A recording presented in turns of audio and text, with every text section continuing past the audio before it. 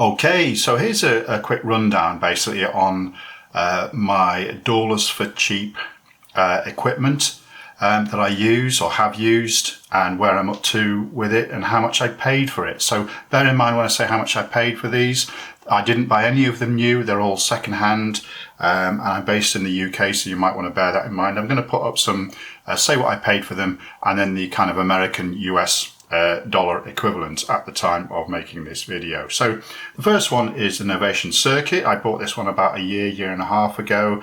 This is the Circuit Original. So I paid £120 for this at the time, I think. It's a really nice piece of equipment, I think. I still occasionally use it, although not as much, because I'll tell you in a minute, I've kind of upgraded this. The good thing about it is, you know, it's got batteries in it, it's got a speaker in it, and I like to go camping, so occasionally I will take this camping as something to do in the evenings and that kind of thing. So yeah, really good. Tooth synths basically here, and some a kind of drum kit, sample player, all the usual things here. So yeah, really useful. £120. There we go. So that has been kind of superseded, if you like, by the Circuit tracks. I upgraded this. So this one cost me, I bought this about 3 or 4 months ago. This cost me £170 second hand. The main advantage of this one, I would say, over the original Circuit, and to be honest, you may or may not think it's worth the upgrade, but for me it was an extra 2 channels of MIDI that you can use to control external equipment. There are some other changes, but for me that was the major consideration. I think if it hadn't got those, to be honest, some of the other features weren't really of much interest to me, although they have provided to be a bit useful. There we go. Nice piece of equipment, and in really good condition.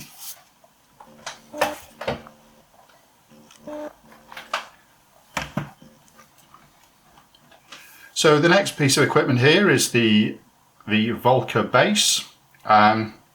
This cost me £60. I got it on Facebook Marketplace. I think it was originally advertised at £80. I put in an offer, they accepted. The good thing about this is it's in really good condition. I've actually had one of these before about 3 or 4 years ago. I bought it and sold it, funnily enough, I think for about 60 or £80. And then saw another one come up, and I think, you know what, they do make really good kind of 303 bassline emulations. I think they've got 3 oscillators here, and they kind of squelch a bit, which is really nice. Quite small, battery powered, externally powered if you want, obviously. And there we go. Yeah, so quite happy with that.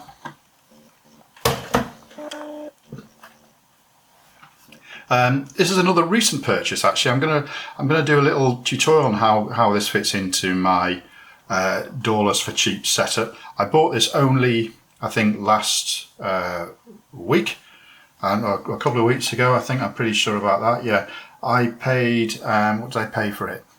I think I paid £80 for this. Yes, I did. I paid £80 for it. I think new they're about 160.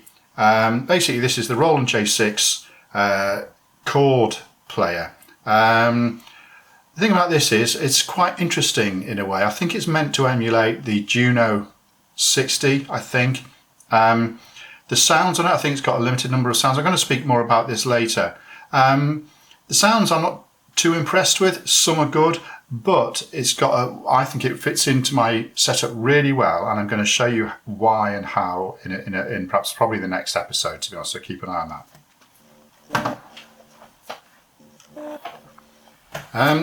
The next one here is the only new piece of equipment that fits into my DAWless for cheap setup. It's the Micromix Mix 600. I got this off Amazon. I've been looking for something about this for some while, and I'll tell you why it's quite good. Well, it's not quite good. I really like it. In that a lot of the outputs from my other DAWless equipment is basically the 3/16 inch jack. Now the great thing about that is, and also they're stereo, the great thing about this one is that basically all of these inputs here are stereo inputs. So that kind of equates to basically, if you just double up on these, you've got 1, 2, 3, 4, 5, 6. That's basically 12 mono channel inputs. And if you know a little bit about synths, basically, they often, more often than not, output to a stereo output. So, that equates to kind of a really big mixer. And basically, these are 1/4-inch stereo input jacks. It's got a little power supply there and a little output, and you can just plug this straight into something else. A tiny bit noisy, but not very much at all, to be honest, and great to just fit on your desktop. Yeah, so look that up on Amazon. So I'm not going to tell you that. I can't remember how much this was. I think it was about £30, but the only item I haven't bought secondhand.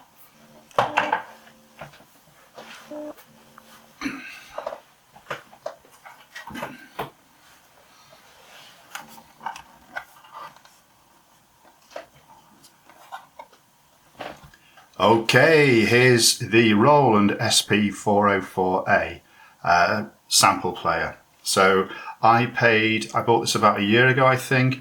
I paid £160 for it second hand. It's in really good condition, really pleased with it. It's obviously been superseded by the SP404 Mark II, which has a lot more functionality in terms of editing waveforms and things like that. So kind of a lot easier to edit. It's got more, the Mark II's got more powers, but let's not concentrate on the Mark II. So what I like about this is it's kind of introduced me to the world of DAWless sampling. Obviously I've sampled before on DAWs, and it's got quite a nice, one of the reasons why I bought it is because everyone said it's got really nice internal effects, and it has got some nice kind of grungy, squelchy kind of, well, there you go, effects. And the great thing about it, I like, and to be honest, I don't even know if it's on the if it's on the Mark II or not. It's got a mic input here, which is fantastic, because what it means is you can actually integrate a microphone, you can integrate vocals with your DAWless setup, and you don't need any external any additional kind of mic processing or a mixer to go with it. You just plug it straight in there, and hey presto, you can even apply effects to it.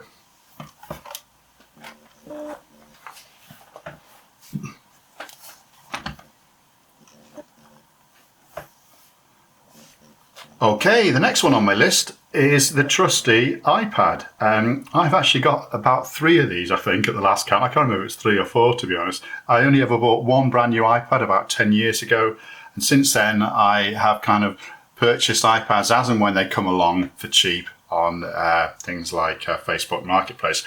This one, I think, is an iPad Air.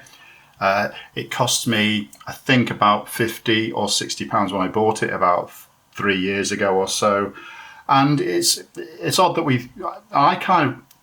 I like to get away with calling this a DAWless part of my DAWless setup. Yes, it does do things like run GarageBand, which is a DAW, and it does other things as well. But the way I use it in my DAWless setup is basically to run soft synths on it that are then controlled by other things in my DAWless setup. So I think the iPads are one of the most underrated, well, maybe not by some, but a great pieces of music equipment that actually fit nicely into your DAWless setup, especially when really you're going to use them kind of fairly authentically as a synthesizer, that you control perhaps using another sequencer. So there we go, and you can still, what I like about some of the older models, and I do like this, is they've still got the 3/16 in jack, so none of that kind of,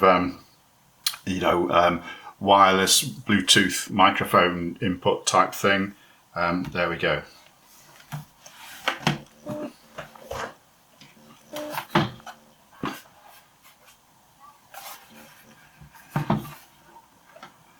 This is my newest addition to my DAWless for cheap setup. I've hardly had a chance to use it. When I went to purchase one of my other pieces of equipment, the chap that sold the other piece of equipment to me said, "Oh, well, I've also got this if you want it." This is the Behringer Crave. As I understand it, I've had a little bit of a play with it. It's basically a kind of I think it's a monosynth with some kind of modular functionality here. It's got, you know, MIDI in, MIDI out, and things like that, and a sequencer. I've had a little bit of play with it. The great thing about it is it's in really good condition, and it only cost me £50. So I think £50 for this is really good value. It does feel a little bit one-dimensional, like I say, in that it feels a bit kind of, you know, monophonic. It seems to be good for kind of bass lines and things like that. But time will tell, because I really haven't had a good play with that. So there we go, Behringer Crave.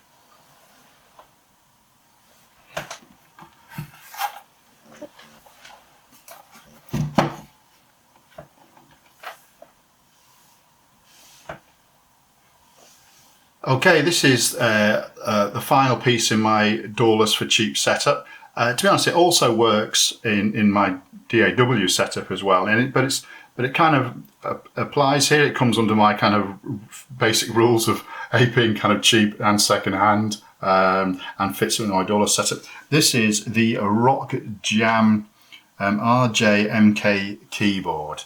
Okay, so I bought this second hand. I think I paid £30 or £35 for it. I think new they were about 80 or more. Some lady bought it and discovered, I think she bought it for a child for Christmas, and discovered that it couldn't actually play anything because she didn't quite know that it was a MIDI controller. There are good things and bad things about that. The great thing is that that it works over Bluetooth. So what that means is I can be playing perhaps my iPad, which is also fits into my DAWless setup.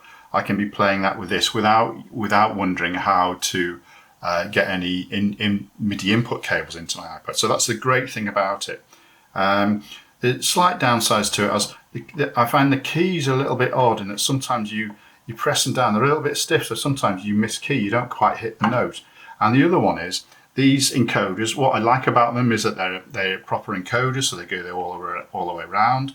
The problem with them is the throw on them, if you like, doesn't really match what you're hoping for. So if I turn this about a full way round, I expect the relevant parameter on my soft synth, say on iPad, to do likewise. The problem with this is I can be turning this a lot, and it only turns maybe 1 or 2 degrees. So I can literally be turning this halfway around, and the effect it has on the sound only moves a little bit. Apart from that, this is a really nice setup. I think there are some other companies that are starting to bring out Bluetooth controllers, so that's really good. But to be honest, I'm going to hang on to this for a while. So there you go. I hope you enjoyed this, finding out how much I get, how much I pay for these things, and please subscribe to just see how they all fit together.